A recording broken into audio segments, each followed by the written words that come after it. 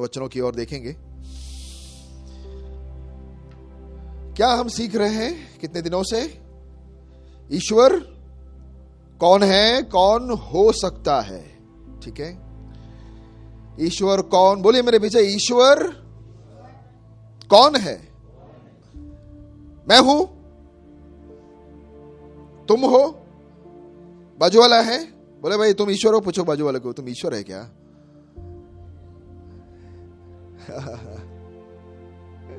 नहीं, वो उसको मत पूछो, बाकी सबको, क्योंकि वो बोलेगा हाँ मैं ईश्वर हूं। कितना परेशानी हो रही है कि नाम ईश्वर डाल देते हैं तो। नहीं, मजाक कर रहा हूं। तो ईश्वर कौन है? कई बार बताता हूं कि हर चीज का एक डेफिनेशन होता है। जैसे ये, इसको मैं माइक समझू और मैं इससे बात करूं तो आप तक आवाज पहुंच रहा है, और इसको पानी की तरफ पीने की कोशिश करूं तो होगा नहीं होगा। तो उसी तरह ईश्वर का भी कुछ व्याख्या है जिसे हमें समझना जरूरी है। और ईश्वर के बारे में जानना क्यों? वो इसलिए क्योंकि वो नींव है, वो जीवन का फाउंडेशन है। वहां पे गड़बड़ कर दी तो पूरा जिंदगी गड़बड़ ही होगी। अगर ईश्वर को हम नहीं समझेंगे तो हम खुद को भी नहीं समझेंगे।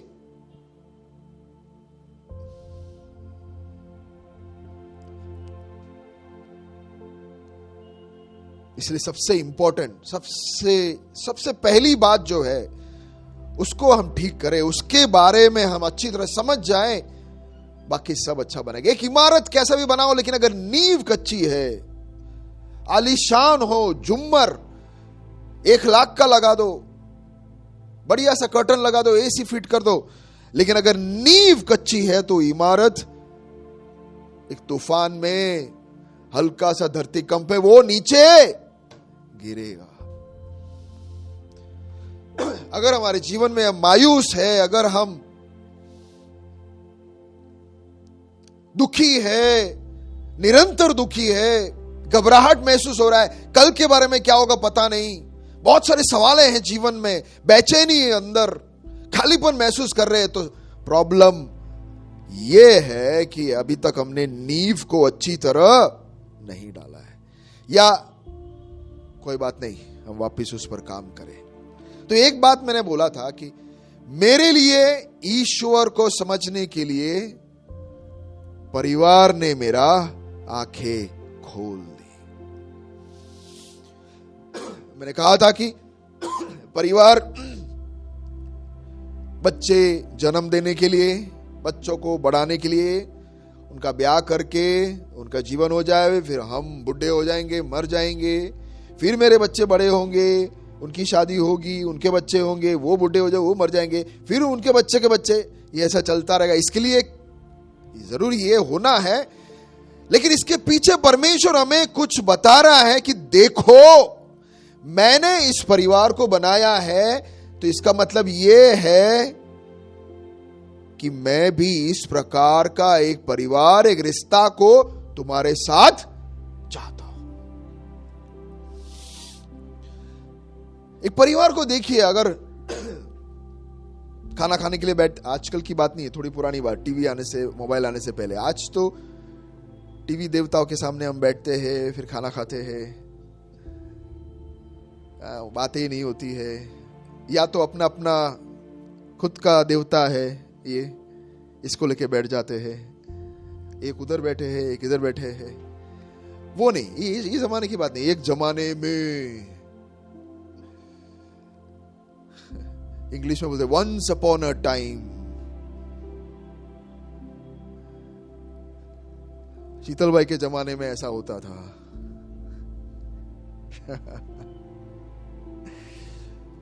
कि खाने बैठते हैं तो आराम से बात करते हैं, हंसी मजाक, परिवार के अंदर हंसी मजाक, आजादी है। तुम्हारा नाम क्या है? यस, मिशाइल, हंसते हो घर के अंदर, है ना? अभी कैसे यूं गंभीरता से बैठे हो, अभी मैं मार दूंगा तुमको मौका मिले तो। इनका नाम क्या है? नथानियल। कौन मस्ती करता है ज्यादा? वो कौन मस्ती करता है ज्यादा? इसकी टोपी उसके सर पर। उसका नाम क्या है? शिरेल। सबसे ज्यादा मस्ती कौन करता है? नहीं, वो किसी को, अच्छा वो उसने ये अभी ट्रायंगल बन गया। पर कहां करते? अभी कैसे बैठे हैं ना बच्चे? तुमको लगता है कि ये मस्ती करने वाले दुनिया के सबसे अच्छे बच्चे ना? घर जाओ तो पता चलेगा ना। पर क्यों? क्योंकि ये घर है। हमारू घर छे, मजा करते हैं। घर पे जाते ही चप्पल यूं उड़ के उल्टा गिरता, छिक, किसी किसी के बेड के ऊपर चला जाता। क्यों? ये मेरा घर है। और वो और सारी बातें बताता नहीं हूं क्या क्या इधर उधर होता है, रहने देता हूं। क्यों? क्योंकि ये घर है।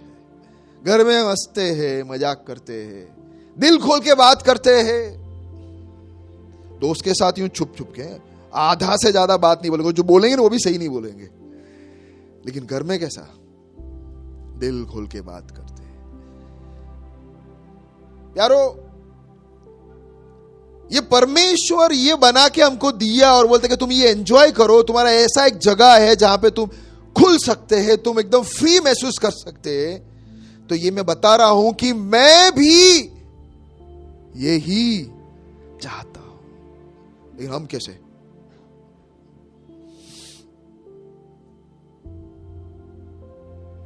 एकदम कड़क हो जाते हैं। परमेश्वर हंसता नहीं है, मजाक नहीं करता है। मजाक शैतान। कभी स्वर्ग में जाएंगे और सबसे पहले परमेश्वर एक जोक बोलेगा।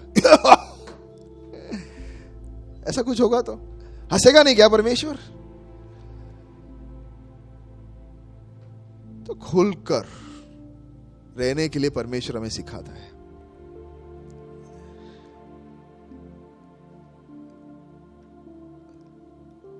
अच्छा, शिरिल या शिरेल, सॉरी शिरेल, मिशाएल, नथानियल, हाय नाम सीख गया। सॉरी। अब ये 3 डेंसी के बच्चे हैं। अब परिवार को ही हम देखते, परमेश्वर को देखने के लिए। ओके, अब शिरेल को कुछ जरूरत है तो वो नथानियल को बोलेगा, मम्मी को बोलना मुझे चॉकबार। उसको क्या पसंद है पता है उसको? चॉकलेट। मम्मी को बोलना चॉकलेट दे, मम्मी को बोलना चॉकलेट दे। ऐसे वो इसको बोलेगा, वो इसको बोलेंगे आप कभी? शरील, आप भैया को बोलेंगे चॉकलेट चाहिए तो किसको बोलोगे आप? सीधा मम्मी को बोलेंगे। देखो, सबसे छोटी है, उसको चॉकलेट चाहिए, कुछ भी चाहिए तो बड़े भाई के पास नहीं जाते, क्योंकि उसके पास एक आजादी है कि मैं इसके पास क्यों जाऊं, उसके पास क्यों जाऊं, मैं सीधे मेरे मम्मी के पास जाऊं। मैं क्या कहना चाह रहा हूं आपको प्यारो? इस परमेश्वर के पास जाने के लिए बीच में कोई चाहिए? वो खा लेगा बीच में। चॉकलेट बोलेंगे तो चॉकलेट आएगा, तो भी वो 2 आएगा तो वो शायद 1 खा लेगा। खाएगा कि नहीं? आप बताओ मिशाइल, वो 2 चॉकलेट शरील के नाम पे लेके आएंगे तो 2 आएगा तो वो 1 खाएगा। उसको कॉन्फिडेंस है फुल कि वो 1 खा ही लेगा। बीच में किसी को उतारो, जरूरत है बीच में किसी की। अरे मम्मी डेंसी, मैं आपको ही पूछ रहा हूं, आप ये चाहते हो कि ऐसा हो? ये इसको बतावे, इधर से आवे। प्रॉब्लम क्या है भाई? ये ऐसे क्यों जा रहा है? मैं इधर नहीं खड़ी हूं। सवाल, इतना फ्रीडम। वो बच्ची को देखो 2 बार सोचने की जरूरत नहीं है कि मुझे कुछ चाहिए तो मुझे किसी और की जरूरत नहीं है। मैं मेरे मम्मी मेरे पापा के पास जाके कुछ भी बोल सकती हूं, बोल सकता हूं, मांग सकता हूं, बात कर सकता हूं। प्यारो, यह है परमेश्वर के साथ हमारा रिश्ता। समझने की कोशिश कीजिए, यह है रिश्ता। इस तरह का रिश्ता होना चाहिए हमारा परमेश्वर के साथ कि मेरे और परमेश्वर के बीच में, बोलो मेरे पीछे, मेरे और परमेश्वर के बीच में, ऐसे हाथ करो सब बाजू में, अरे तू से क्लियरली उसे देखने की कोशिश कीजिए। प्यारो, इस परमेश्वर से और करीब दुनिया में और कोई नहीं हमें मिलेगा। इस परमेश्वर से ज्यादा जानने वाला और कोई नहीं मिलेगा। परमेश्वर ने, अरे देखो ना, सबसे एक अच्छा सा एक दोस्त, एक माता पिता बोलो, एक घनिष्ठता समझने वाला और सबसे ज्यादा शुभ चिंतक हमको दिया है। और हम केवल उसको अवॉइड करके बाकी सबको दोस्त बनाते और सबके पीछे भागते हैं और आशा सबसे करते हैं, मांगते सबसे हैं। जो दे नहीं सकते उनसे मांग रहे। वो चॉकलेट देगा तो भी कहां से देगा? उसके पास पैसा है? पैसा है नथानियल तुम्हारे पास? पापा ने दिया नहीं क्या? पॉकेट मनी नहीं मिलता है क्या? नहीं देते, अभी चालू नहीं हुआ है। उसके पास कहां से पैसा आएगा? लेकिन बच्चे जाके उसको पूछ रहे, अरे वो क्या बोलेगा? नथानियल वो आके आपको पूछेगा चॉकलेट, मम्मी को बोलेगा तो आप क्या बोलोगे? मुझसे क्यों मांग रही है? मम्मी से पूछना, है ना? तेरे को चाहिए तो तू जा। वो भी बोल रहा है कि यार मेरे पास कहां से आएगा, मैं जाऊंगा तो भी मम्मी के पास जाना है। पर ये तो बेचारा भोला है इसलिए बोल देगा। लेकिन बीच वाले बोलते नहीं है। बीच वाले तुमको यूं दबा कर रखते, क्या चाहिए? मेरे पास आओ, मेरे पास सारी कुंजी है, स्वर्ग का सारा कुंजी मेरे पास है, मेरे पास से ही तुमको कुछ मिलेगा।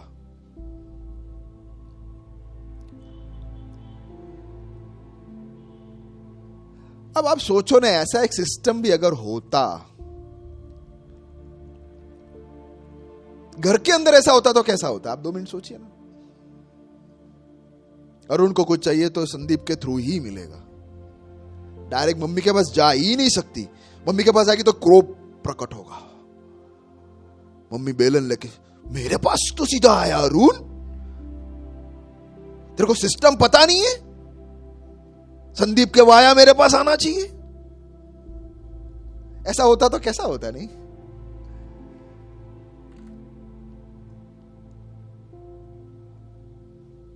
प्यारो, परमेश्वर ने परिवार क्यों हमें दिया है?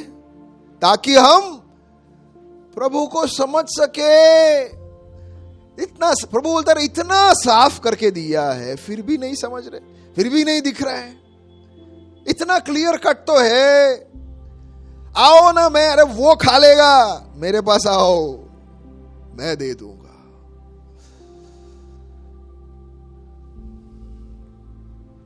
और एक सवाल मैं ऐसे पूछता हूं कि इतना कॉम्प्लिकेटेड भी क्या है कि परमेश्वर को हम नहीं समझ सकते?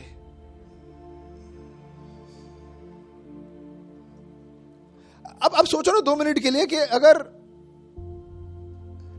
ये बच्चे, छोटे वाले बच्चे सब मम्मी पापा को समझ ही नहीं पा रहे, ऐसे ही देख रहे कि यार कौन है ये नथानियल, बता नहीं ये क्या चाहती, क्या बोल रही है, मिशाल बोल रहे यार क्या बोल रहा है, समझ में ही नहीं आ रहा, कितना कठोर है यार, कौन है ये यार? ये ऐसा हो सकता है क्या? ऐसा हो सकता है परिवार में? ऐसा है क्या? माता पिता समझने के लिए मुश्किल है। अरे दुनिया में किसी को समझ सकते हैं तो माता पिता को समझ सकते बच्चे, है ना? छोटे बच्चे को किसी और कोई नहीं चाहिए। Stranger danger, right? You know that? Say that? You know that, right? यानी अजनबी खतरनाक है, अजनबी के पास जाने का नहीं। स्ट्रेंजर डेंजर, नहीं चाहते। लेकिन वो बोलते समझ में नहीं है तो क्या करना समझ में नहीं चाहते। लेकिन मां बाप कभी भी रात को भी जाके उनके पास सोना है, सुबह भी उनको डिस्टर्ब कर सकते हैं। कभी भी कोई भी टाइम में, कोई टाइम होता है, कोई टाइम दिया है, नथानियल 4 बजे के अलावा अगर मेरे पास तो आया तो देख लेना। ऐसा मम्मी ने बोला है कभी? आज तो ये हॉट सीट में बैठे हैं दोनों। मिशाइल, ऐसे मम्मी ने बोला है सुबह 10 बजे के अलावा अगर खबरदार तूने मेरे से बात किया। टाइम है। देखो ना, ये छोटी छोटी बातें अगर समझ रहे हो क्या बोल रहा हूं मैं, क्या बोलना चाहता हूं। परिवार से हम क्या देख रहे हैं?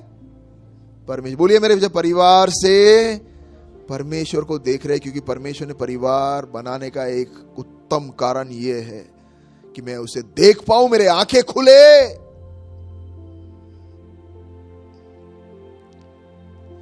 और परमेश्वर को समझेंगे तो जीवन को समझेंगे, और जीवन को समझेंगे तो जीने का मजा ही कुछ और है। हम में से कई लोगों ने, अधिकांश लोगों ने अभी तक जीना शुरू नहीं किया है। मर मर के जी रहे हैं। क्यों जी रहे हैं पता नहीं। ये सोच रहे कि ये बॉयफ्रेंड मेरा सब कुछ है। 2 दिन के बाद पता चलेगा कि सर्वनाश कर दिया जीवन का। संबंधों के पीछे भागते, बोले कि ये मिल जावे तो सब कुछ। प्यारो, 2 दिन के लिए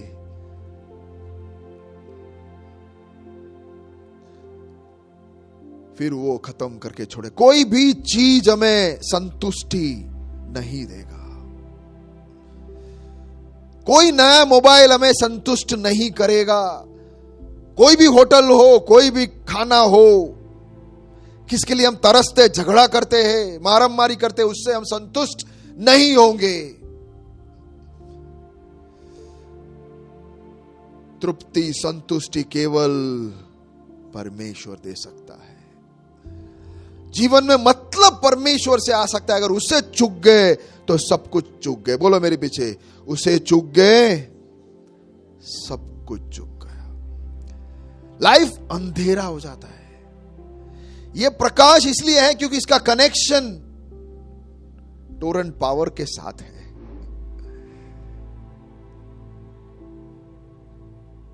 कल हम स्कूल में बैठे थे तो टक क्या हुआ, लाइट गई, सारा काम ठप। क्योंकि आजकल सब कुछ कंप्यूटर, मोबाइल, वाईफाई कुछ नहीं। अभी तो ऐसा हो गया, ऐसे एक दिन आ जावे तो क्या करेंगे पता नहीं, ठुप सब बंद हो जाता है। तो ऐसे ही बैठे थे, फिर ऐसे ही गप्पे मारने का बात है। क्योंकि कुछ काम करना है तो क्या करें। वो कनेक्शन निकल गया, कुछ ना कुछ गड़बड़ हुआ कहीं। आज सुबह मैं आपसे पूछना चाहता हूं, मेरे प्यारो, क्या कभी आपने सोचा है कि मैं क्यों जी रहा हूं, क्यों जी रही हूं? ये सवाल अगर आपने किया है, इसका मतलब यह है फ्यूज कहीं ना कहीं उड़ा हुआ है। कनेक्शन आपका परमेश्वर के साथ नहीं है। आनंद का एक स्रोत का कनेक्शन टूटा हुआ है। ये दुनिया का आनंद नहीं है, वो मजा है, वो मनोरंजन है, वो क्षणिक है। लोग दारू पीते हैं गम को बुलाने के लिए, लेकिन 3 घंटा से ज्यादा वो बुला नहीं देता है। सिगरेट पीते हैं 10 मिनट के लिए, वो गम बुलाता है, लेकिन वो आनंद का स्रोत, वो आनंद, वो खुशी, वो शांति जो कभी खत्म नहीं होगा, वो स्रोत रेडी है हमारे लिए, लेकिन हमने उसका फ्यूज उड़ाकर कहीं और ढूंढ रहे ये सबको, अंधेरे में घूम रहे हैं। हालेलुया। कितने लोग चाहते हैं कि मैं इसके साथ वापस कनेक्ट हो जाऊं। ओके, दूसरा पॉइंट। पहला क्या था? परमेश्वर को, हाँ परिवार तो हमारा बिग पॉइंट है, लेकिन परमेश्वर को बात करने के लिए हमें किसी की भी जरूरत नहीं है, कुछ देने की भी जरूरत नहीं है। वापिस मिशाइल नथानियल को देगा, ये लेना 5 रुपया, मम्मी को बोलना मुझे कुछ आइसक्रीम दे। ये भाई क्या हो रहा है, वापिस क्या हो रहा है? किसी की भी जरूरत नहीं, कुछ देने की जरूरत नहीं है, कुछ देने की जरूरत है। अब दे, पहली बात तो ये लोग दे, सही एकदम सही एग्जांपल मेरे सामने, छोटे बच्चे क्या दे पाएंगे? बच्चे, उनके पास है भी क्या देने के लिए? क्या है देने के लिए? कुछ तो है, क्या है? ये आपके पास क्या है देने के लिए मम्मी पापा को? आई, कुछ भी नहीं है, कुछ तो है, क्या दे सकते? सोचो, कोई भी जवाब दे सकता है। ताकि गले तो लग सकते हैं ना, गोदी में तो बैठ सकते हैं ना, जंप करके दौड़ के, टाइट पकड़ सकते हैं ना, चुम्मा दे सकते हैं ना, खेल सकते हैं ना, उनके साथ समय बिता सकते हैं ना। मां बाप को इससे ज्यादा और क्या चाहिए? थोड़ी देर बच्चे हमारे साथ बैठे, हमारे साथ बात करे, उस संगति ये हो जावे तो माँ बाप इतने खुश हो जाते हैं। फिर ये बच्चे को पता नहीं है उनकी जरूरत क्या है, लेकिन माँ बाप सब कुछ पूरा करके दे देते हैं।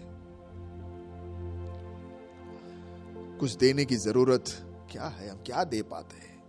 सोचिए, परमेश्वर ने हमें बुद्धि दी है। कोई और बोलेगा, लोग कुछ बोलेंगे, हमारे में ऐसा है, उनमें ऐसा है, वो सब ठीक है, लेकिन 1 मिनट के लिए थोड़ा सोचिए और इस परमेश्वर को देखे। 500 रुपया देंगे तो ही मैं आशीष दूंगा, चलो 500 तो दे सकता हूं, अब धीरे धीरे बढ़कर आप 5,000, मैं गरीब हूं तो तेरा कुछ नहीं होगा। लॉजिकल है ये बैठता है, पैसे से कुछ उसको खरीद सकते, उसको खुश कर सकते। ये कैसा परमेश्वर? ये परमेश्वर कैसा हो? ऐसा परमेश्वर तो मुझे तो नहीं चाहिए जो मैं उसे कुछ देकर खुश करूं। वो चाहता है तो केवल भाई सबको हटा के मेरे पास सीधा आ जा। संगति, पिछले दिनों में मैंने देखा था, 6 दिन में परमेश्वर ने सब कुछ सृष्टि की, मनुष्य को भी बनाया, सब रेडी करके 7वें दिन में क्या हुआ? परमेश्वर और मनुष्य का मुठभेड़। सब कुछ बनाने के बाद 7वें दिन परमेश्वर मनुष्य के पास आ जाता है, बोले कि संगति, सब कुछ मैंने तेरे लिए बनाया, लेकिन तुझे बनाया मेरे लिए। मैं हूं तो तू इस सब का आनंद मना सकता है, मैं नहीं हूं तो देखना क्या होगा।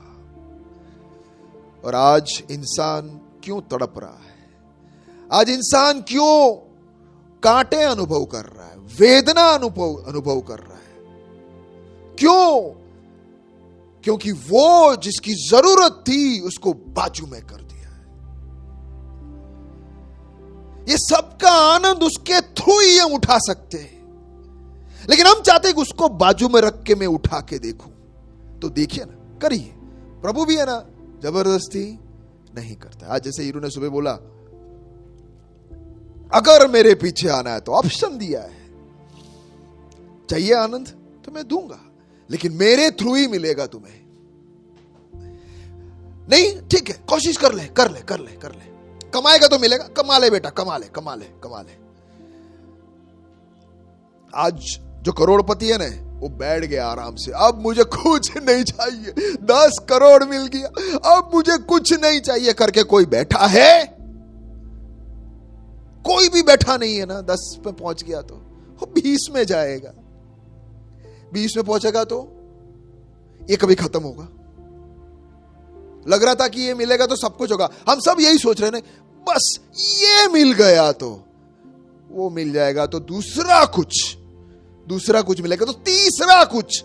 ये कभी खत्म नहीं होगा, क्योंकि हम चाहते हैं कि परमेश्वर को आजा बाजू में रखकर मैं आनंद को, खुशी को, शांति को पाऊं। लेकिन ये इम्पॉसिबल है। नहीं तो करिए ना, कोशिश कीजिए। जितना परमेश्वर भी है ना, बहुत धीरज से देख रहा है, वो तैयार खड़ा है ये सब देने के लिए, वो तैयार खड़ा है आनंद देने के लिए, शांति देने के लिए, जो दुनिया नहीं दे सकती ऐसे, लेकिन हम नहीं मानते तो वो आराम से देख रहा है। ठीक है बेटा, तू मुझे तिरस्कार करके, मुझे धक्का मार के तू आनंद उठाने की कोशिश कर रहा है, कर, जितना हो सकता है तू कर। लेकिन हम जानते नहीं कि हमारे अंदर क्या हो रहा है। कितने लोगों को रात को नींद नहीं आती, इरिटेटेड रहते हैं, फ्रस्ट्रेटेड, डिप्रेशन, थक गए। ऊंची इमारत देखते हैं तो ऊपर चढ़ के मैं छलांग लगा दूं, ब्रिज के ऊपर चढ़कर रोक कर मैं कूद जाऊं, कुछ अजीब सा कुछ चीज को लेकर मुंह में डाल दूं, मर जाऊं। क्यों, क्या हुआ? आनंद के पीछे भाग रहे थे ना, क्या हो गया फिर? प्यारो, ऐसे नहीं मिलता। परमेश्वर अगर हमारे जिंदगी में है तो वो सब कुछ साथ में आ जाता है। वो आता है तो हमारे वो सब कुछ लेके आता है। दूसरा एक पॉइंट में जल्दी से बोलकर मैं समाप्त करना चाहता हूं। परमेश्वर के साथ बात करना या दुआ। पॉइंट नंबर 2, परमेश्वर से दुआ करना या बात करना। इसे भी हम कैसे देखेंगे? कैसे देखेंगे? जोर से बोलिए, कैसे देखेंगे? परिवार के द्वारा। देखो, अभी वो श्रेष्ठ बात कर रहा है पापा से। वो है ना, घर से लिख के लेके आया था बहुत मेहनत करके, क्या पापा से बात करने का। परम पूज्य, अति माननीय, आदर के सम्मान, मुझे जन्म देने वाले जो मेरे पिता हीरू, बड़े आदर के साथ मैं आपसे कहना चाहता हूं कि मैं आपका बेटा हूं, आप जानते हो। आज मुझे एक 10 रुपए का कुरकुरे के लेके दो ना।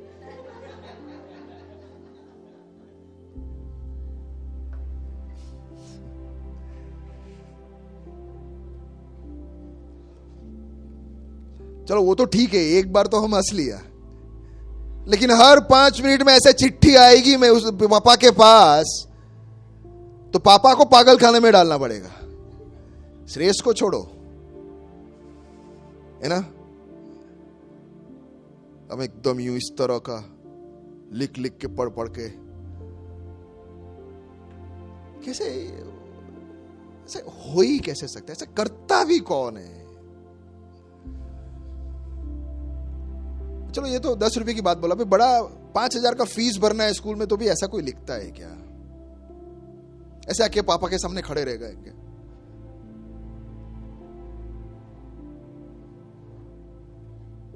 टेढ़ा है, सीधा है, सीधा है, ओके। परम पूज्य पिताजी, आप जानते हो मैं स्कूल में पढ़ता हूं, मुझे विद्या की बहुत जरूरत है। क्या है? पहली बात तो उसे पता ही नहीं है ना ऐसा कुछ देना है। श्रेय, स्कूल में जाते हो तो फ्री में पढ़ते हो ना, तो क्या देना पड़ता है स्कूल को? हाँ, पैसे? अरे वाह, किसने बताया? हीरू, आपने बताया। कितने पैसे? चलो उतना पता है, कितने पैसे? 20 रुपया। कितना रुपया? 20 रुपया। Nathaniel, what is your fees? School fees? Sharan, आपको पता है? महिमा, आपको पता है? किसी बच्चे को पता नहीं है। देखो फीस कितना है। उनको पता नहीं है, लेकिन फीस भर जाता है ना। कुछ हमें देना पड़ता है, अर्जी पत्र, या कुछ जोरदार शब्द बोलना पड़ता है, अलग भाषा में कुछ बोलना पड़ता है, बोलना भी नहीं पड़ता है। क्या करना पड़ता है? माँ बाप घर के अंदर रहना है, पिता माता के साथ एक कनेक्शन, सब हो जाता है। क्या उसके परमेश्वर वापिस यही हमको बता रहा है कि देखो ना, मैंने बच्चे तुम्हें इसलिए दिए कि वो देखो तुम्हारे साथ कैसा बात कर रहा है। तो मेरे साथ गाला ना भाई, सिंधी में ऐसे ही बोलता, गाला चो, मराठी में कैसे बोलते हैं बोलने के लिए? बोल, बोला, मलयालम में परे, गुजराती में बोलने भाई, जो मन में है बोल। ये बच्चा बोलता है ऐसे, तू बोलना मेरे साथ दिल खोलकर। प्यारो, मैं आज ये सब इसलिए करना चाहता हूं कि ये कॉम्प्लिकेटेड थिंग को सिंपल करके बता रहा हूं। परमेश्वर बोलता इतना मुंजुवन नहीं है, इतना वो रॉकेट साइंस कंप्यूटर नहीं हूं मैं, सिंपल हूं मैं, संबंध हूं मैं, इतना मुश्किल मत कीजिए। अरे दिल खोल के बोलना, तो किसी के साथ नहीं बोल सकता, मेरे साथ बोल। सही में मेरे लिए तो ये इतना दिल हल्का करने वाला बात है।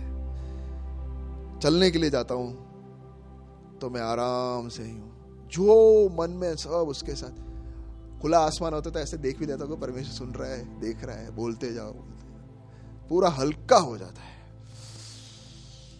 हा, एकदम शांति हो जाती है। किसी को हुआ है कभी ऐसा अनुभव हुआ है? कभी अपने आप को ऐसा महसूस किया है? दिल खोल के बात की, कुछ छुपाने का नहीं, क्योंकि उसको सब पता है। वार्तालाप कीजिए, ऐसे ही धन्यवाद कीजिए, ऐसे ही आराम से उसके साथ। ये है परमेश्वर। प्यारो, एक आखिर बात में बताकर समाप्त करना चाहता हूं। सवाल है कि क्या मेरा उसके साथ इस तरह का एक संबंध है तो अच्छा, नहीं है तो खतरनाक। ये प्रकाश के साथ अगर हमारा संबंध नहीं है तो हमारा संबंध किसके साथ है? अंधेरे के साथ। ये परमेश्वर के साथ अगर हमारा संबंध नहीं है तो हमारा संबंध किसके साथ है? शैतान के साथ। यहां पे तकलीफ है।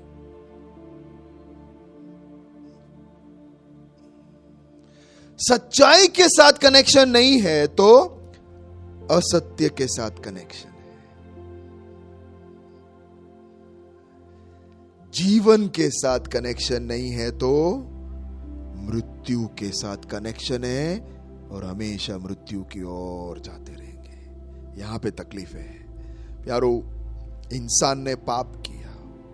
ये पाप है जो इंसान को परमेश्वर से अलग करता है। पाप के वजह से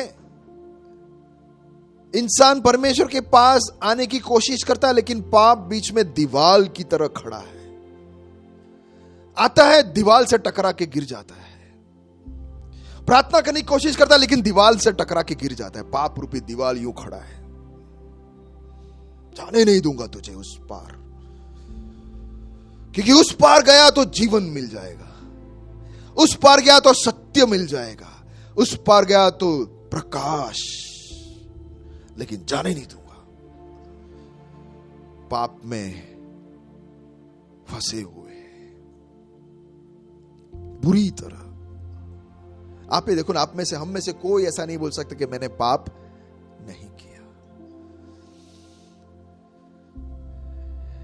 लेकिन मायूस होने की जरूरत नहीं है। आज से 2025 साल पहले एक व्यक्ति ने आके ये दीवार को तोड़ दिया।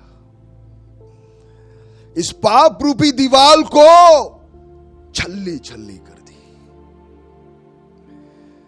लेकिन इस पाप रूपी दीवार को छल्ली करते करते उसके शरीर छल्ली छल्ली हो गई।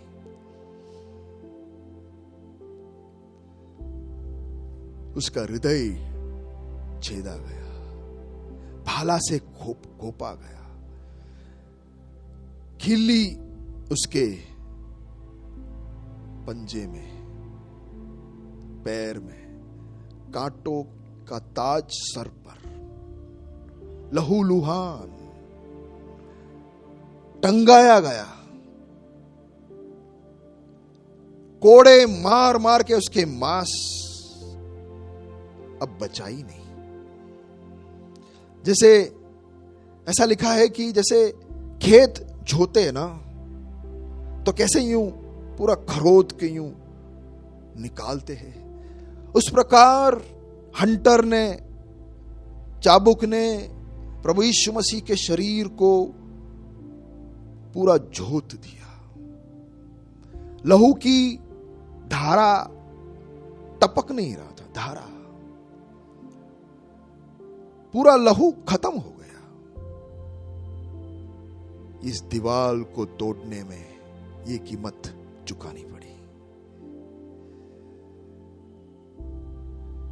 यारो, कितना हम धन्यवाद बोले तो भी कम पड़ेगा।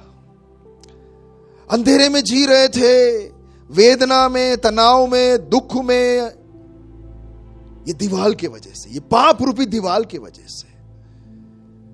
लेकिन प्रभु यीशु मसीह आकर अपना जान देकर इस दीवार को तोड़ दिया। अब दीवार नहीं है। बोलो मेरे पीछे प्यारो, बोलो, अब दीवार नहीं।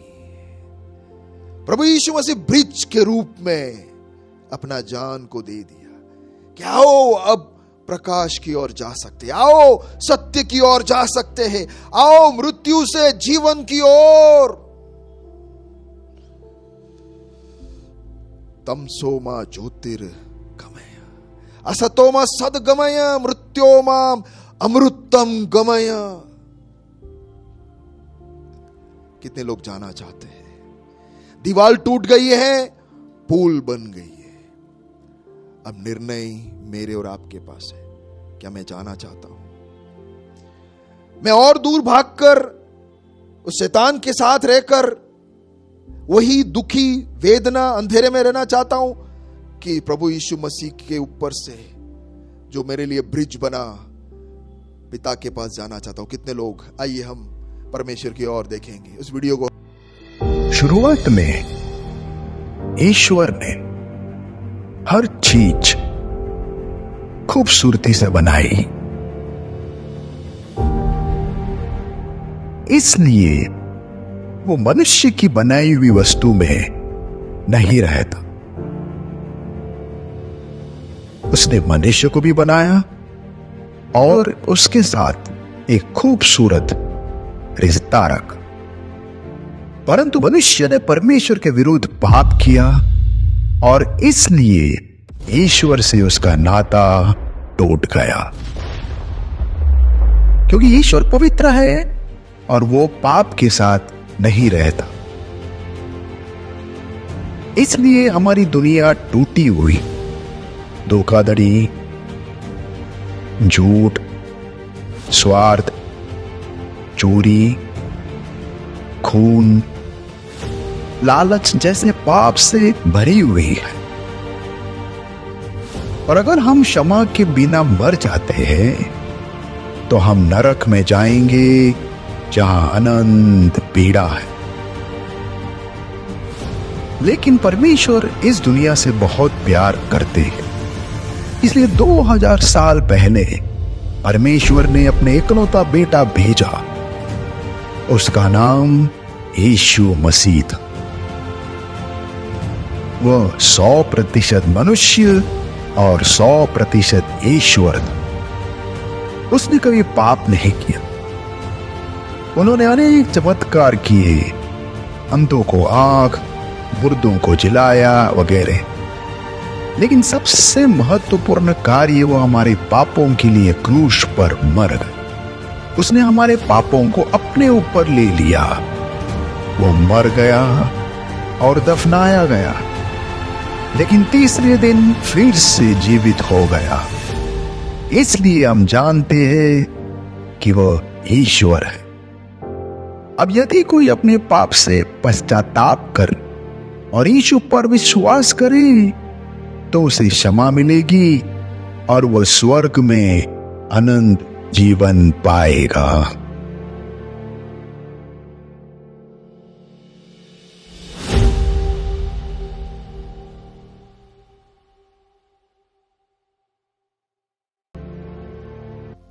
आइए हम खड़े हो जाएं, समाप्त करें प्रार्थना के द्वारा। जो कहना चाहते हैं कि प्रभु मैं तेरे साथ एक संबंध में आना चाहता हूं, तो मेरे साथ ये प्रार्थना कर सकते हैं। हे प्यारे पिता, जिसने सब कुछ बनाया, सृष्टिकर्ता परमेश्वर, तू मेरा पिता है। तू मेरे साथ एक संगति और घनिष्ठता चाहता है। तू मुझसे इतना प्रेम करता है कि तूने अपने आप को मेरे लिए दे दिया, लेकिन मैंने गड़बड़ कर दी। मैंने इस प्रेम को धिक्कार दिया, समझ नहीं पाया। धोखेबाज के बहकावे में आकर मैं तुझसे दूर हो गया, पाप कर बैठा और पाप को पानी की तरह दिन रात पीते रहता हूं और मेरी जिंदगी खत्म होते जा रही है। घुटन सा महसूस कर रहा हूं, अशांत महसूस कर रहा हूं, घबराहट से मेरा जान खाया जा रहा है। कल के बारे में मुझे कुछ पता नहीं, मैं चिंतित हूं, मेरे पास कोई आशा नहीं है। लेकिन धन्यवाद प्यारे पिता, तूने आज से 2025 साल पहले यीशु मसीह को मेरे इस पाप को उठाने के लिए भेजा और उसने अपने जान क्रूस के ऊपर मेरे लिए कुर्बान कर दिया। प्रभु यीशु, धन्यवाद के अलावा मेरे पास और कुछ कहने के लिए नहीं है। मैं इस लायक नहीं था, मेरे पाप इतने ढेर हो गए थे कि मैं उसके दबाव से बुरी तरह दब गया था, लेकिन तूने उसे उठा लिया बड़ी कीमत देकर। धन्यवाद धन्यवाद धन्यवाद। मैं आपसे विनती करना चाहता हूं कि मेरे इस पापों को माफ कर दे। तेरे इस क्रूस के ऊपर बहाया हुआ लहू से तू मुझे साफ कर दे। इस दीवार को तोड़ा इसलिए धन्यवाद। पिता, मैं तेरे साथ रिश्ते में आना चाहता हूं। मैं प्रभु यीशु मसीह को मेरे उद्धारकर्ता के रूप में मानता हूं। वो मेरे लिए मरा, इससे प्यारा अच्छा कौन हो सकता है। अपने आप को तेरे हाथों में सौंपता हूं। प्रकाश में तू मुझे लेके चल, सच्चाई में लेके चल, जीवन की ओर तू मुझे लेके चल। आज मेरे दिल में आ और मैं तेरे साथ एक संगति निरंतर हमेशा अनंत काल के लिए करना चाहता हूं। धन्यवाद, तूने मेरी प्रार्थना सुनी, मुझे स्वीकार किया, इसलिए धन्यवाद बोलते हुए प्रार्थना विनती मेरे लिए क्रूस के ऊपर जान देने वाला प्रभु यीशु मसीह के नाम से मांगता हूं। सुना ग्रहण कर पिता, आमीन। आइए आशीष का वचन बोले। पिता परमेश्वर का प्रेम, पुत्र यीशु मसीह का अनुग्रह, पवित्र आत्मा का संगति हम सबके साथ हमेशा हमेशा रहे। आमीन। प्रभु आप सबको आशीष दे। God bless you.